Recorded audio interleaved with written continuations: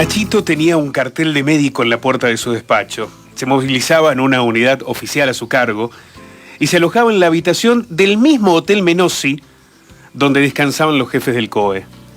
El niño mimado por la política en pandemia había logrado algo más que un reconocimiento a la confianza que generaba. Nachito daba entrevistas, lo llamaban para posar en la foto junto a funcionarios y lo convocaban a reuniones en las que se definían aspectos centrales del combate contra la pandemia. Cuando las trabajadoras municipales empezaron a sospechar sobre las incongruencias de su actuación médica y resolvieron cotejar su matrícula con la base de datos oficial, la política buscó evitar las preguntas incómodas. ¿Por qué nunca le exigieron la documentación que hubieran requerido en cualquier otro caso? ¿Por qué no cotejaron los pocos papeles que presentó como sí lo hicieron trabajadoras de un centro primario municipal? ¿Qué méritos veían en ese pibe de cara niñada que en las historias de Instagram le decía tío Diego al cazador del virus? ¿Por qué debía ser jefe?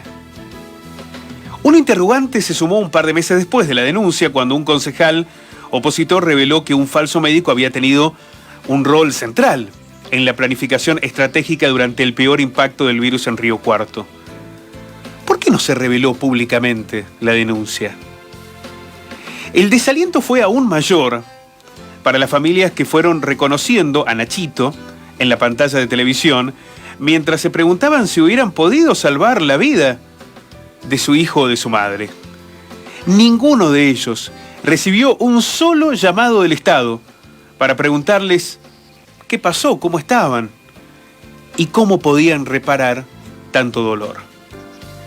La suerte judicial de Ignacio Martín depende fundamentalmente de la evaluación de peritos médicos que hablaron sobre la chance perdida por los pacientes que fueron asistidos por Ignacio Martín y fallecieron o salvaron milagrosamente sus vidas. La responsabilidad funcional de quienes debieron evitar que todo ocurriera podría no revelarse nunca. La provincia y el municipio se expresaron como víctimas de un engaño. El gobierno de Río Cuarto incluso presentó una demanda para recuperar los más de 80.000 pesos que abonó al médico trucho mientras se desempeñó en el S24 y el Centro de Gestión Municipal, donde ayudaba a expedir carnet de conducir. En la sentencia, el tribunal podría pedir que se abra una investigación sobre posibles delitos cometidos por funcionarios políticos. Los antecedentes darían poco margen para el optimismo social. Martín sería finalmente un lobo solitario, un artesano de la mentira que enfrentaría en soledad los costos de una estafa a prueba de cualquier control oficial. El secretario de Salud, Marcelo Ferrario, y el subsecretario Isaac Pérez Villarreal ratificaron que Nachito llegó junto al jefe del COE, Diego Almada, y fue presentado como médico. Sin margen para negar lo obvio, Almada admitió que le creyó a Martín, aunque aseguró que nunca le pidieron que atendiera pacientes. Para el funcionario provincial, esa fue una decisión de las autoridades locales. Nachito y su novia Zoe se habían sumado al COE como voluntarios en Villa Dolores, donde se había desatado un brote del virus que impactaba en las localidades sobre la Ruta 9. El éxito en el control de los casos convirtió a Almada en un hombre clave en la lucha contra el virus y lo enviaron a Río Cuarto. Según aseguró ante la justicia, Martín le dijo que era estudiante de medicina y estaba a punto de recibirse, y como por arte de magia, unos días después, le llegó la matrícula. En el equipo provincial, Nachito no percibía un salario. Cuando el gobierno resolvió abonar una beca a los voluntarios, Martín no pudo registrarse en los sistemas de cobro porque, una vez más, estaba flojo de papeles. El flamante médico no se quejó y decidió seguir embarcado en el equipo de combate contra la pandemia. Almada lo designó entonces en el Centro de Operaciones Técnicas y le cedió el cargo de jefe. El organismo tenía a cargo un centro de atención telefónica, desde donde se derivaban las ambulancias o los médicos en caso de urgencia. El doctor Ferrario manifestó en la causa que Martín, cuando se desempeñaba en el COT, se presentaba como médico y también así fue presentado al momento de su arribo a la ciudad por el ex ministro de Salud, Pablo Carvajal, y el propio Almada.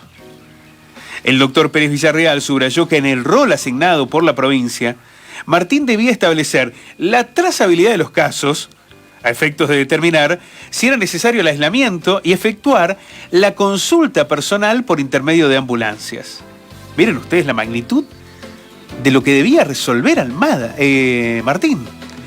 El falso médico tenía a su cargo a 3 profesionales que debían acatar sus órdenes. Eran 3 mujeres médicas que respondían a lo que Martín les decía. El sello que utilizaba Nachito cuando redactaba recetas como técnico superior en emergencias médicas, matrícula 42501-1, fue la clave para desmoronar su maniobra de engaños.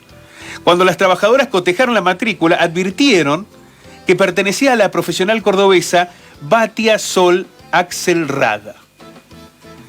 La doctora María Victoria Schiavi recordó que Martín le había relatado que había estado en el Cosquín Rock como médico, que hizo prácticas en el Hospital de Niños de Córdoba y que fue residente de cirugía en el Hospital Córdoba. Además, aseguró que había estudiado en la Universidad Nacional de la provincia. Victoria estaba sorprendida.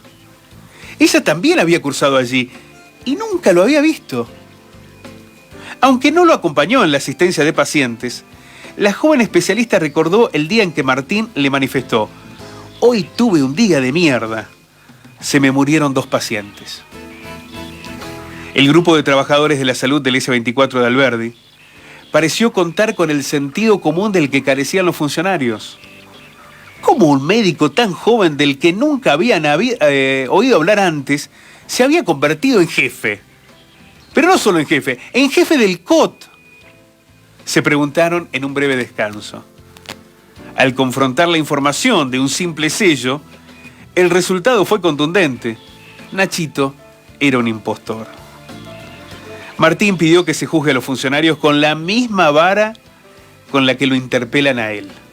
La oportunidad no parece surgir de las audiencias en la Cámara Primera del Crimen. Allí el médico trucho es el único imputado. El tiempo de los alegatos y la posibilidad de utilizar las últimas palabras antes del veredicto podrían darle a Nachito una nueva chance para arrastrar a su abismo personal a quienes lo designaron y parecieron protegerlo. El capítulo incompleto de una historia donde las víctimas aguardan un acto reparador de la justicia.